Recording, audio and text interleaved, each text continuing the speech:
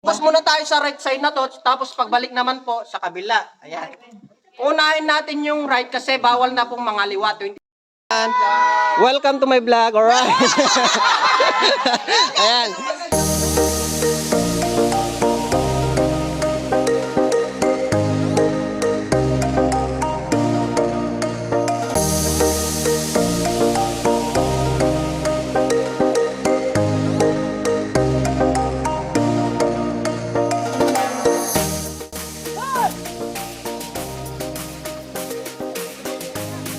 Tay pa na.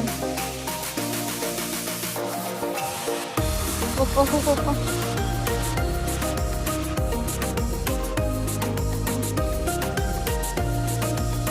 Yung sa magat lang na ganito.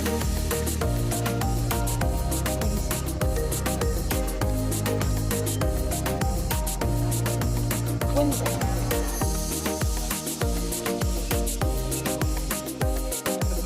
Punta. Okay, dami siya lang. Nakabigyan ka.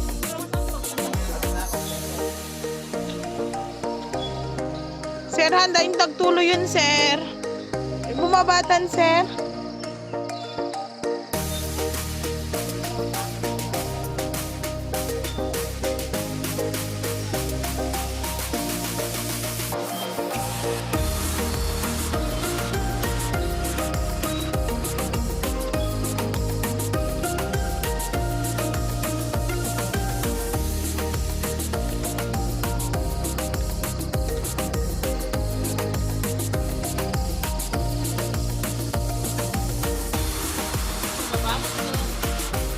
Malapit na tayo, sir.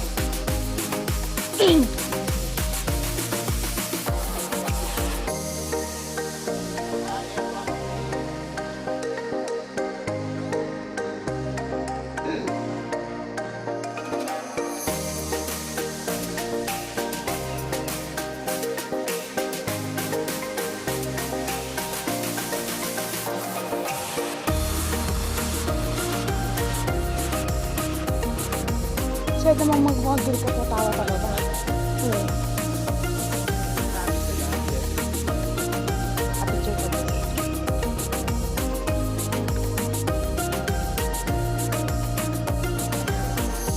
And we have reached the cave! Yay!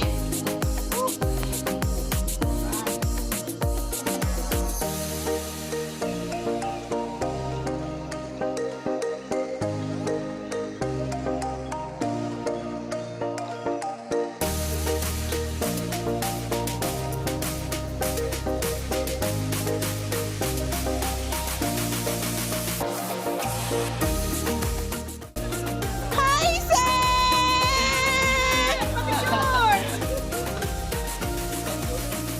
Oh, ang picture ko. Tama, pinagturang ka, likod. Hi po! Pag-aya ko mag-pag-aya na kayo.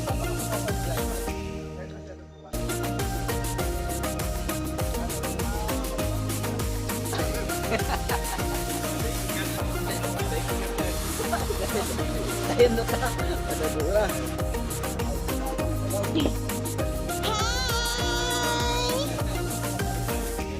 Vlogger. Aligyan kita sa amin kay Bati dyan.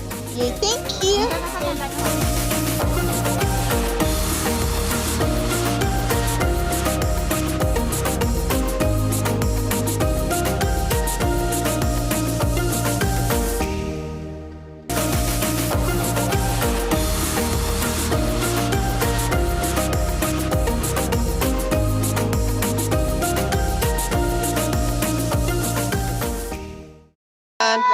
Welcome to my vlog, alright? Ayan. So, ayan. So, bali last 2014, ma'am sir. So, bali dito yung swimming area po natin noon. Pero ngayon, pinagbabawal na po kasi. Ayan. Alam niyo kung bakit bawal ng maligo dito, ma'am sir? Malalim. Ayan, hindi po ma'am. So, nilagyan po nilang mahigit 15,000 na tilapia, karpa, yung mga isda po. Ay, okay. So, pwede humuli. Ayan. So may nakita na kayong isda na ano yun? Wala pa? So medyo choosy kasi yung mga yun. So mga pinipili lang nila kung saan sila napapakita. Ay, gano'n! Opo. Nila sa atin. Yeah. You are not welcome. So if you are beautiful or handsome, Ayan. Ayan, so tama po yun, ma'am. Ayan. Nakakahiya naman sa mga fish nyo here, ah. Ayan, so bali kung may part na malalim, meron din naman po tayong part na mababaw. So ito na yung part na pinakamababaw dito, ma'am sir, ha. Ayan. So, kung napapansin nyo kanina, sir, yung hanging bridge pala natin, yun yung kulay orange. Ayan. So, yung red kaya po. Ayan. So, yung hanging bridge natin, so may kasabihan po nga na kasabihan po tayo eh. So, yung mas maganda yung hanging bridge yung plastic sa mga kaibigang plastic po ah. Ayan. Wala po. Ayan. Ayan. So, bali ayan po yung entrance po ng cave po natin. Ayan. So, welcome to Palawan of the North. Ayan, alright. Ayan, so bali dito banda, umaabot siya ng mga 12 to 15 feet na kalalim dito, ma'am sir, ha? Ayan. Mamamatay ako dyan. So, sino po yung hindi marunong dito lumangoy? Ayan. Pati rin po ako, ma'am. Hindi. Ayan. May fish doon. Ayan. Maganda ka na, ma'am. Alright.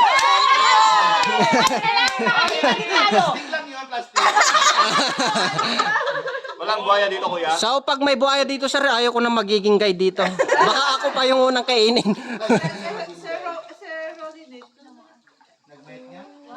Ayan. So alam nyo na yung mga pangalan ng mga bato natin dito sa loob ng cave, ma'am, sir. Ayan. So yung mga Rosa? So yung mga nataas sa taas, ma'am. So yan po yung tinatawag nating stalactites. Ayan. Tapos stalagmite naman po sa baba. Ayan. Pag nag-meet na po yan, ma'am. Ano po yung tawag pag nag-meet na po yung stalactite sa stalagmite? Column. Ayan. Tama po. So yun na yung tinatawag nating itinadana na sila. Ayan. Sana all. Bakit iba ang kulay niya?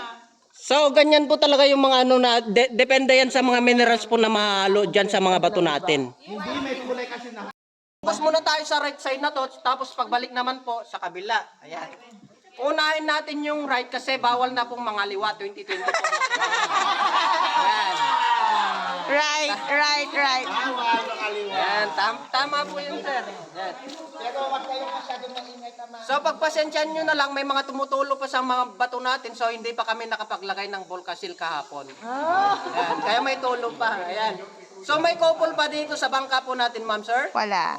So sayang, kasi yung mga formation natin dito, may tinatawag kaming sweet couple, so ito po sila. Ayan. So yan yung tinatawag naming sweet couple. So yung lalaki dyan, so nanliligaw pa lang daw. Kinikiss na eh! Hindi ma'am, malapit na lang silang mag-kiss. May space pa sila. Ayan, sir ka no. Ayan. Pero ewan ko kung buntis na yung babae doon. Malaki na yung tiyan eh. First date, nakapatong na eh. Ayan. So dito naman banda, so ito naman yung tinatawag naming parang baby Buddha po. Ayan po siya, parang Buddha po siya. Ayan, nagets po natin, ma'am, sir. Yes po. Ayan, so okay lang po pag hindi natin nagets na sa Buddha po yan, wala na pong basagan na ng trip dito. Ayan, basta kailangan mag-imagine lang po tayo dito, ma'am, sir, ha. So meron tayong Buddha dyan, meron din kaming couple na jellyfish, ito po sila, dalawa. Okay. Ayan. Yeah. So habang napapatakan kasi yung mga stalagmite natin dito sa baba, so nagpo-form po yan. So yung mga makikita natin na rock formation dito, so na-made na po siya ng mga 1,000 to million years yan, bago nabuo po yan. Yan. So kung meron tayong mushroom sa labas, meron din kami dito, kaso nag-isa po na tumubo, ayan po siya. Ayun. So yan po yung tinatawag na malapit na silang mag-meet, ayan. Pag nag-meet na po, yung parang ganun na siya. Ayan. Itinadanan na sila sa iyo. So, dito naman sa loob ng cave, so ipapakita ko yung mga pinagbabawal naming hawakan na bato. So, ito po yung mga rhinestone natin. Ayan. Wow. Ayan. Alam niyo kung bakit bawal hawakan yan, ma'am, sir? Mahal. Ayan, so malayo na siya, ma'am, hindi natin maabot, kaya bawal nang hawakan. Baka pag pinilit po natin, matatawag po yung bangka. Hindi, so bawal talagang hawakan yan kasi pag nawak-hawakan, sakabal sa paglaki niya, and then may tendency po na mag-iba po yung kulay. Wow. Ayan, so ito naman yung parang siyang imahe ni Mama Mary, so ito po siya. Ayan. And then, libreng tumingin sa taas, andito na yung mga fruit bats po natin, ma'am, sir, ha? Ayan, sila. Yan, libre silang pagmasdan, pero pag-isara na lang yung mga bunganga po natin dito, ma'am, sir, ha? Ayan. So may pag pumatak sa inyo na malamig-lamig, holy water pa lang daw yun. Dito ang bahay ni Batman. Pero pag mainit-init na, holy shit na yun. Galing na sa bats po natin yun. Ayan. So dito banda, kumpulan yung mga bats natin dito. So hindi lang dito yung mga bats natin, so meron pa dun sa pinaka-underground niya talaga. Sa pinaka-dead end. Ayan, so bali dito naman po. So ito naman yung parang siyang babae po dito na matandang dalaga po na nakatuwad. So ito po yung katawan niya, and then yung kanya parang ito po siya. Para kang Joshua. Baak. So itong babae na to, so medyo chubby lang kasi ma'am po. Kuya, pati Ayan. tutok na yun. Makita niyo yung Sir John kung ang hinahanap ko. So itong babae na to ma'am, so, mayaman po to. So mayaman yan. So sumunod sa uso, nagpareban na rin po siya. Ito yung buhok niya, rebanded na siya. So nakaka-discourage lang po kasi dyan sir. So yung parang siyang pet ng manok dun sa taas niya. Yun. So kung bakit natawag na lusok cave, tong cave na to, dahil po dun sa butas dun sa taas. Yan. Di ba lusok sir, Ilocano term tayo na yan? Abuot. So ang laday tati nagpatunay kasi pati dati bangka tayo at abot na basit. So lusok mula. Yan. Ayan, so bali dito sir. So bali dito si dead end na, tapos ganda magsubli tayo dito yun. Ayan. So yan na po yung dead end niya po. Pero hindi pwede pang dumaan doon. So hindi na po siya pwedeng dumaan dyan sir. So hindi na siya kasya yung bangka po natin. So yung daanan po ng tubig po natin sa ilalim po ng mga bato natin. Ayan.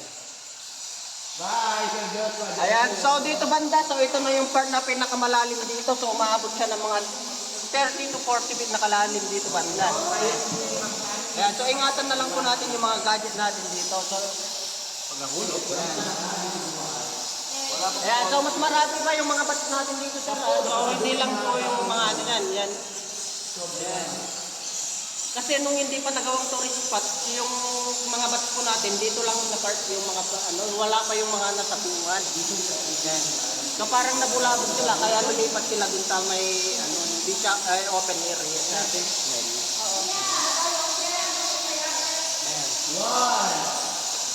Ako yung mga